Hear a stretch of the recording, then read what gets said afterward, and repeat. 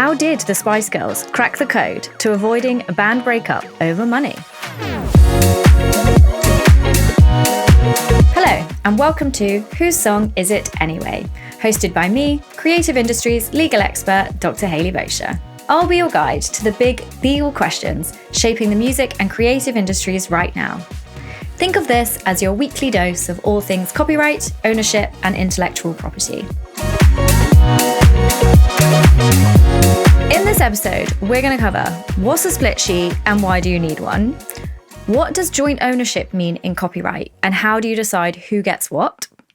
And what happens if you and your collaborator don't agree on the split? But first, story time. We all know and love and appreciate the Spice Girls, but what you maybe didn't know is that even though they came up at a time when contracts were notoriously unfavorable to bands, especially because they were kind of a curated band. And so the contracts would have been favorable to the curators of the band as opposed to the artists within them.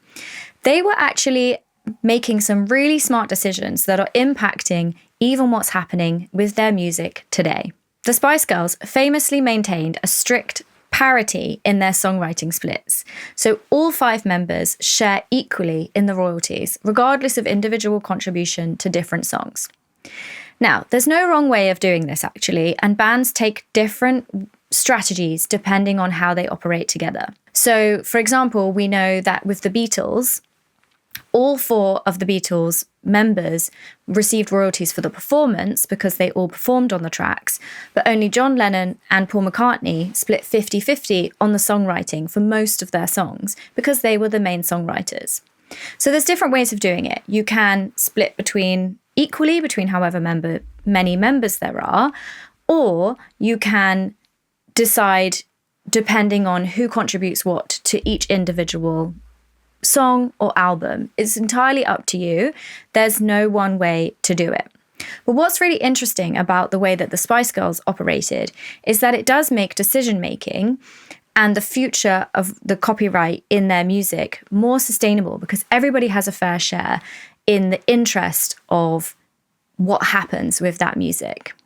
You may have noticed that the Spice Girls movie, Spice World, has never been on any of your streaming platforms. And why do you think that is? It was because the creators and all of the different people who invested to make that movie happen had different shares of ownership. And so there were lots of different people to navigate with decision-making of that movie.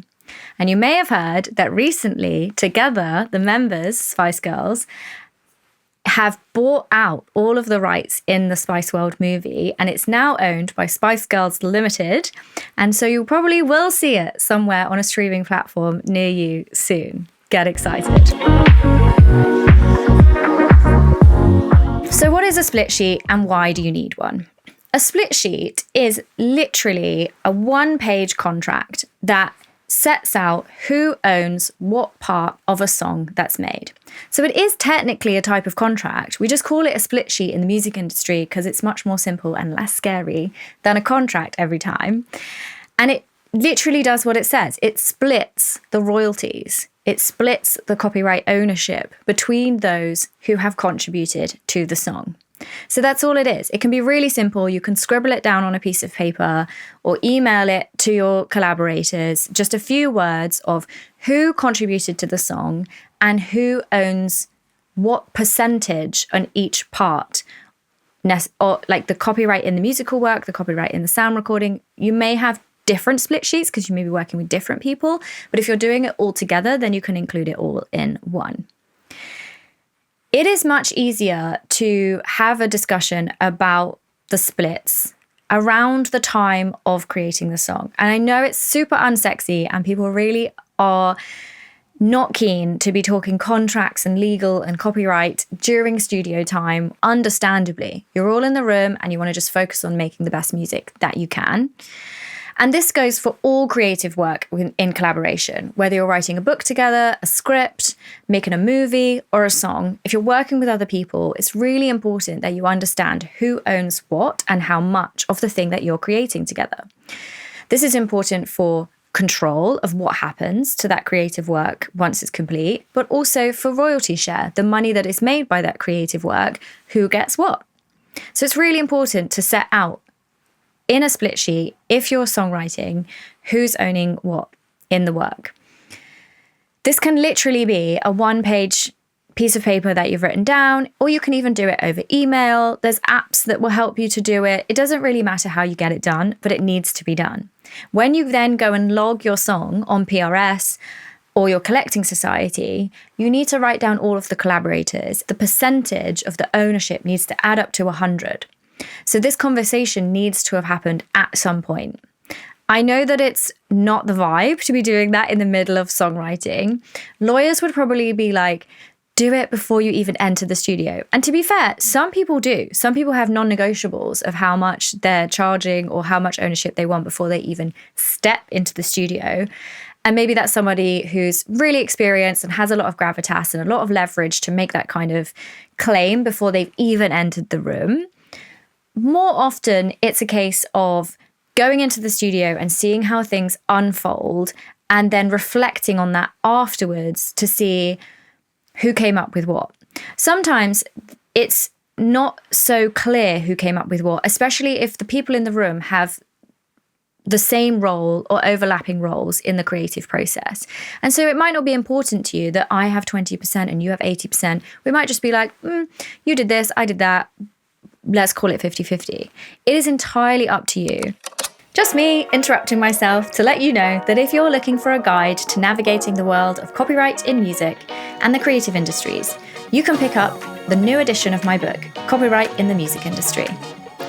In it, I share everything you need to know about copyright, intellectual property, and more on navigating the world of AI. And I go into much further detail about the topics I've spoken about today. It's straightforward, digestible, and most importantly, will empower you to make the right moves to protect your own work. I'll leave the link in the episode description for you to pick up your copy.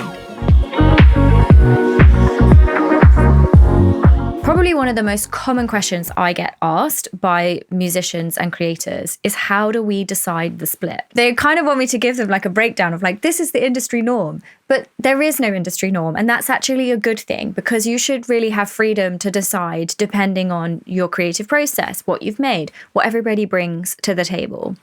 One thing that I do think helps in deciding how much percentage you maybe should be advocating for yourself is to go back and remember what we were talking about in previous episodes about what the value of your contribution is in copyright terms, because ultimately you're splitting the copyright value of the song.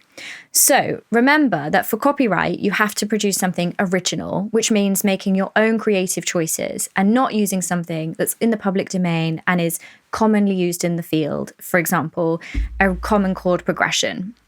So if you've contributed something, like say you're the drummer and you play Rock Beat 1, that's just like a standard, you're not doing anything sexy and interesting, you're just playing it, then you're not necessarily contributing something original to that song. If you're Dave Grohl and you're going into the studio to play and you're just doing your own thing, he's probably asking for a bigger contribution from the copyright. Do you see what I mean? So there's lots of factors to how you decide how much split you're going to get. It's who you are, what you're contributing, and the value of your contribution in terms of copyright. So the originality of what you're bringing, as opposed to, it's not about how much time it takes you. Because if I went into the studio and started trying to drum, I'd be in there a long time before we get anything good. But Dave Grohl can come into the studio and do some drumming, and I'm sure everybody's going to love it in 5 minutes. It's the same with any experienced artist. It's not going to take them a long time to do it. So it's not based on how much time you spend in the studio or how much time it takes them to come up with this amazing top liner. Because if they're very experienced and they've been doing it a long time and they have a high skill level in that particular area, it's not going to take them that long. So it's not about time. It is about the original contribution that they make to the music. And then it's really up for negotiation.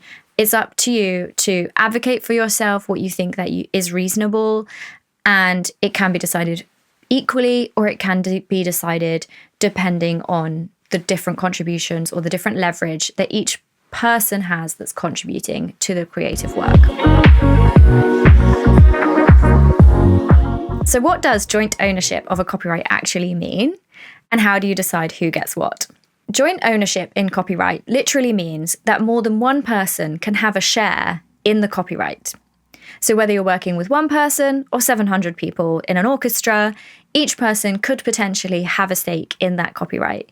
And that could mean that they have a say about what happens to that work, so control, and it can mean that they can have a share of any royalties of income from that creative work. So how do we know if something is joint ownership or not? So sometimes it's really obvious because you and I sit down and we're like, we're going to make this thing together, and we've decided, and it's very clear for us that we're making a joint creative work together, and maybe we've been very smart and we've discussed how that might work and how that's going to look with our split sheet or our collaboration agreement. So sometimes it can be very straightforward, especially if you're really on top of knowing what your rights are, knowing what the situation is, and having an open discussion with your collaborator about what that's going to look like in terms of control and remuneration. On the other end of the scale, there might be some confusion where someone you think is just helping you out and they think that they are contributing on a copyright level to the creation of the work. So that's the other end of the scale where we might be a bit concerned about people not knowing where they stand. It's all really about healthy boundaries, if we're honest. Because if we're open and we speak about what our expectations are and what we are offering. So if you say to someone, oh, can you look over this for me? Can you have a listen to this? But you don't mention if they're going to add something, whether you're then going to include them in the copyright royalties, then we've set ourselves up for a sticky situation. But if we're upfront and we have this open conversation, we feel confident enough to talk about our copyright and talk about the share of joint ownership, then I feel like we can avoid awkward situations and difficult situations. So in the law, when we have situations like this where there's a case and it goes to court, the judge or the court will, in the UK, will look at 4 key factors to deciding whether or not there has been joint ownership or not. And briefly speaking, these are collaboration. So was there a common design and an understanding that you're making something together? Then there needs to be significant input. So that means that the person hasn't, for example, simply proofread your work or offered a simple critique. There has to be more than what we call like a sounding board, just, oh, can you just check this? What do you think about that? Then there's the criteria originality, which relates back to what we were talking about with copyright. So did the person make individual creative choices? Did they express something in an original way, original in the copyright sense, meaning own creative choices? The 4th criteria is about whether the contributions to the creative whole are non-distinct, meaning that they're not 2 separate copyright protected works, they're one whole thing. So let me tell you a quick story about a joint ownership court case that we saw in the UK. And it's about a film called Florence Foster Jenkins that you may have heard of. So the script for this film, it was what the joint ownership dispute was about.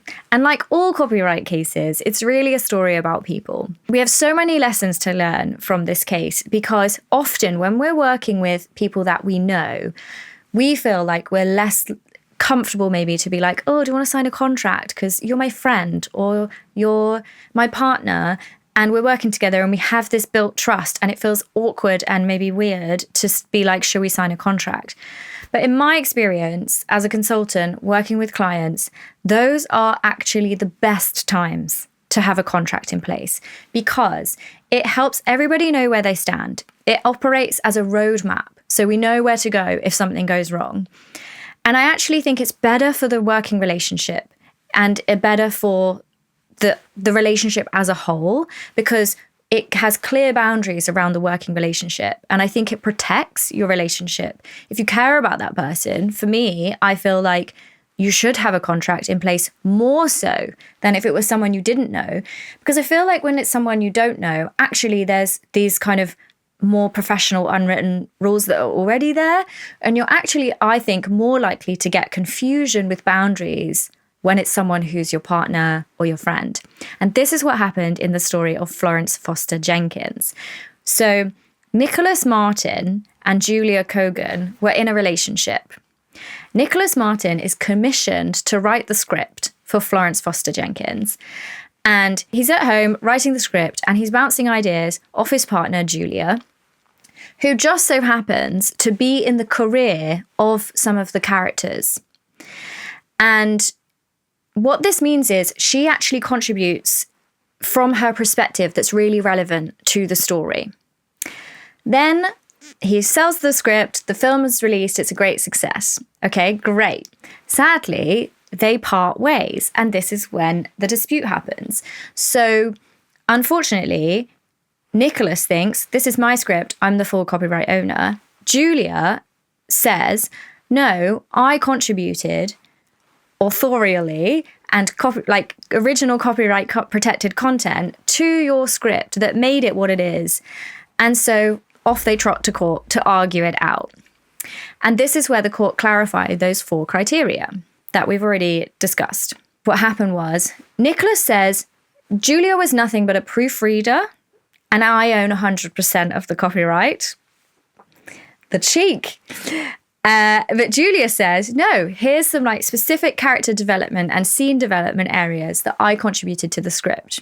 And in the end, the court found her evidence more compelling and she now owns 20% of that script and receives 20% of the royalties.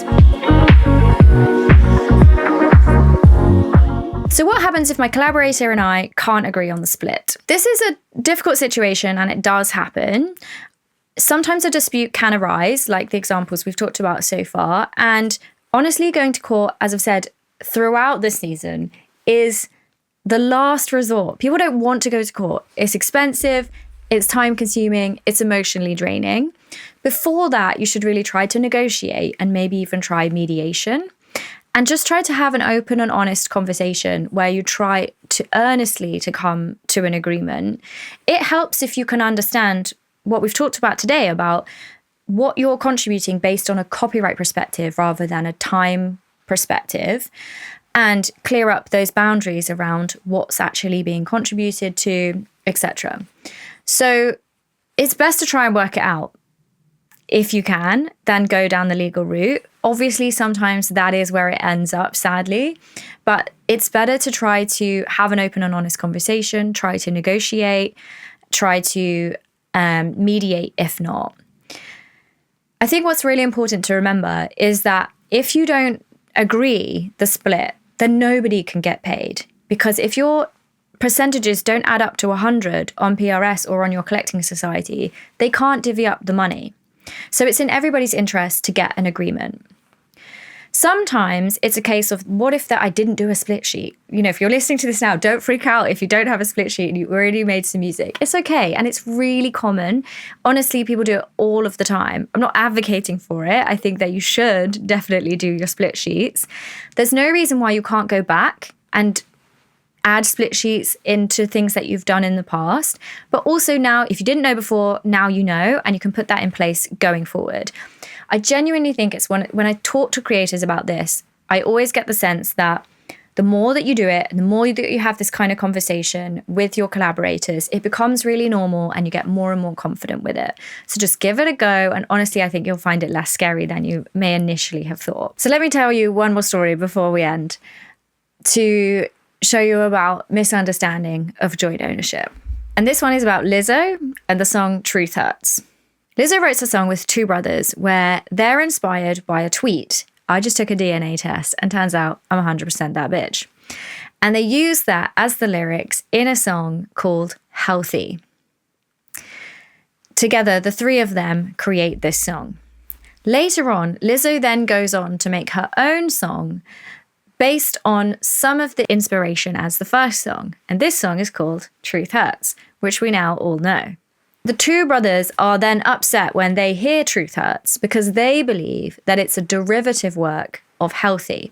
Derivative work in copyright means like a work that's made based on a previous work. So if she had used the song Healthy to make Truth Hurts, there's like a secondary work and it has its own copyright, but obviously parts of it come from the original work. And they actually sue Lizzo and try to claim joint ownership over Truth Hurts. This case actually doesn't have a conclusion. In the first instance in the court, the judge said, this is a case that happened in the US, and the judge said that the two brothers were claiming basically over the wrong song because they didn't co-write Truth Hurts. They should be claiming healthy joint ownership. Truth Hurts then uses healthy as part of its creative process, and therefore a contribution is owed in the same way that if you sample a song of somebody else's in your track, then you're going to need to license it. And we talk about that in a later episode. But the point here is this, that Lizzo probably thought, I wrote this song with these two people and that's a joint thing. And then I go away and I wrote my other song separate to them, and I've just done this on my own, and this is me and this is all mine. The brothers' perspective of this is obviously different. They think that they had joint ownership over the first song and also some stake in the second song. And again, it comes down to healthy boundaries, open communication, and everybody knowing where they stand. If they had agreement in place that any other derivative works made from the songs, based off the songs that they had wrote together, were not included in any joint ownership claims, then that could have prevented it going to court. The brothers have said that they will appeal the case, but actually haven't seen anything else come out of this situation. So we're not really sure about the specifics. Maybe it's going to settle out of court, which often happens, so everybody can avoid the expense of going through the court process. But it doesn't necessarily mean that it was or wasn't a derivative work, or it wasn't or was joint ownership. Sometimes settlements are just a case of wanting the thing to go away and to move on with our lives. But one thing we can take from this story is that even big superstars get it wrong sometimes, and even they don't always have their paperwork in order. But the idea is that we do try to have our split sheets, have our agreements in place when we're working with others. Everybody knows where they stand in terms of control of the work, who gets to say what happens to it, and who gets a share of the royalties from the money that that creative work makes. So in this episode, we've covered what's a split sheet and why do you need one? What's joint ownership in copyright and how do we decide who gets what? And what happens if you and your collaborator can't agree on the split? So remember, the best way to make sure that everybody gets paid, and fairly, is to make sure that your split sheets are all sewn up. And this goes for any type of creative collaboration. So make like the Spice Girls, because no one gets paid until the splits are agreed and recorded. Okay, so that's it for today. Thanks for listening. Follow Whose Song Is It Anyway on Apple Podcasts, YouTube, Amazon Music, or wherever you get your podcasts for more. And I'll keep on breaking it all down for you. In the meantime, you can grab a copy of my book, Copyright in the Music Industry, your go-to practical guide for navigating copyright and IP with clarity and confidence. I've linked to it in the show notes for you. See you in the next episode.